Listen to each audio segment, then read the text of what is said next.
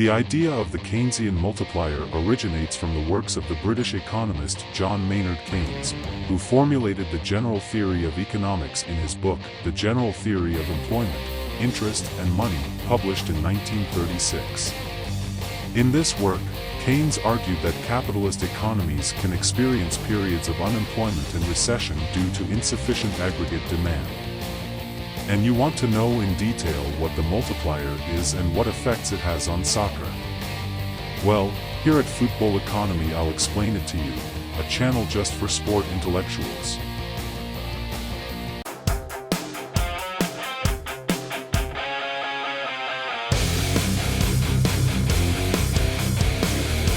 But what is the Keynesian multiplier? It is an economic concept that maintains that a variation in the autonomous components of demand is added. It also generates a variation in gross domestic product. And what are the autonomous components of aggregate demand? Aggregate demand is the total of goods and services that economic agents such as families, companies, and the government are willing to demand at different price levels in a given period. And the autonomous components are those that do not depend directly on the level of production or income of the economy.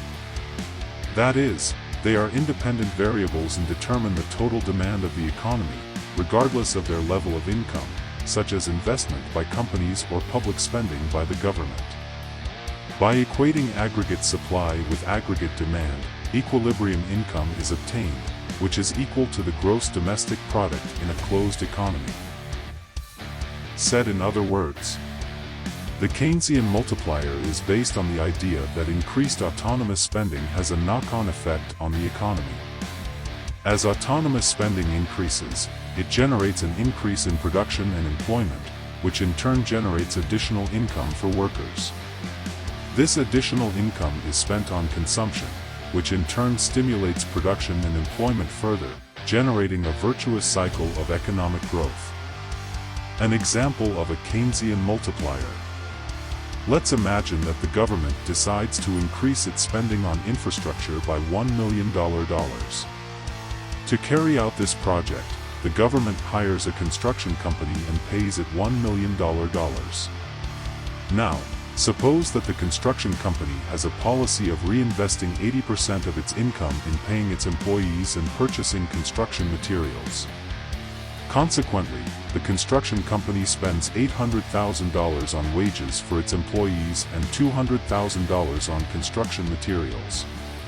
Employees, in turn, use part of their salaries to purchase goods and services, such as food, clothing, and entertainment. Suppose you spend 75% of your income and save the rest. The cycle continues and the people who sell goods and services to employees also spend part of their income. This process is repeated multiple times as revenue trickles through the economy. To calculate the Keynesian multiplier, we can use the formula. Suppose that the marginal propensity to consume is 0.75, or it is the same to say 75%, but what is the marginal propensity to consume? It is the percentage of additional income that people allocate to consumption. When your income increases by 1 unit. That is to say, if people have an additional income of $100 and 75 they allocate it to consumption. Their marginal propensity to consume is 0.75 or. It is the same to say that for each additional dollar, 75% goes to consumption and 25 to savings. Applying the formula, the multiplier would be equal to 4. This means that for every additional dollar spent by the government, the total impact on the economy will be $4. In our example, the initial spending of $1 million generated a total impact of $4 million in the economy.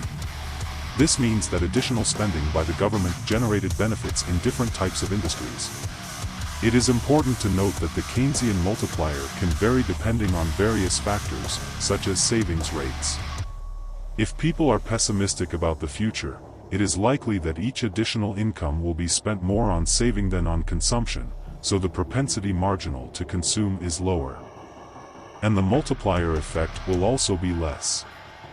Fiscal policies. If the government increases the tax rate, this has an inverse relationship with the multiplier, that is, the higher the tax rate, the lower the multiplier effect. And the efficiency of public spending. It is important to note that the Keynesian multiplier can also work in the opposite direction. That is, a decrease in autonomous spending can have a multiplied negative effect on the gross domestic product, which can lead to an economic contraction. What causes the multiplier effect in soccer? Soccer is an industry that can generate the multiplier effect in different ways. Infrastructure spending. The construction or renovation of stadiums and other sports facilities requires significant investment. When governments or clubs invest in sports infrastructure, an increase in aggregate demand is generated. Since construction jobs are created, construction material is purchased, and related services are contracted. This can have a positive effect on the local and regional economy. Tourism and related spending. Major sporting events, such as World Cups, championships, or international matches, attract visitors and generate an increase in tourism. Fans who travel to attend games spend money on transportation, lodging, food, shopping, and other tourist activities. This boosts the local economy and can benefit sectors such as hospitality, retail, and tour guide-related services. Impact on the entertainment industry. Soccer is a very popular form of entertainment that generates revenue through ticket sales, television rights, sponsorships, and merchandising. When clubs invest in renowned players, coaches, and other resources, this can increase the quality and attractiveness of the league or competition in which they participate, which in turn can lead to increased interest and spending in the related entertainment industry. With soccer, employment and income generated. The world of soccer, including clubs, leagues, academies, and other institutions, employs a wide range of professionals, such as players, coaches, administrative staff, security personnel, sports journalists, and more. When there is an increase in public spending on football, whether through club investments or sports development programs, more jobs are created across the industry.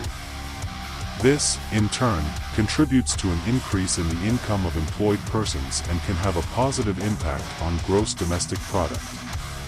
Tax revenue generation. Increased public spending on soccer can have a positive effect on government tax revenue. As clubs, players, and other industry players generate more revenue, the taxes collected, such as income taxes and value-added taxes, increase. This additional tax revenue can be used to finance development projects, public services, and other government programs. It can boost the leisure and entertainment industry. Soccer is a very popular form of entertainment worldwide. Increased public spending on the promotion and development of football can boost the leisure and entertainment industry, creating employment in areas such as television and media, sports content production, video games, and event organization and football-related shows. It can also promote foreign investment. That's right, not only the government with public spending can promote the multiplier effect, but also investment by companies, and as we see, large soccer clubs and popular leagues can attract the attention of investors, foreigners interested in participating in the soccer business. This can lead to investment in clubs, the acquisition of talented players, and the expansion of sports infrastructure. These investments not only inject capital into football, but can also have a multiplier effect on the economy. Development of the sports industry. Public spending on sports development programs can boost the formation of young soccer talents.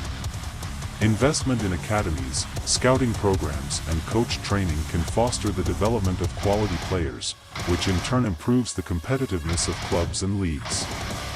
This can have a positive effect on the soccer industry in terms of game quality, entertainment, and revenue generation from million-dollar sales of players, which in turn gives clubs additional income and creates a multiplier effect on the economy, increasing gross domestic product.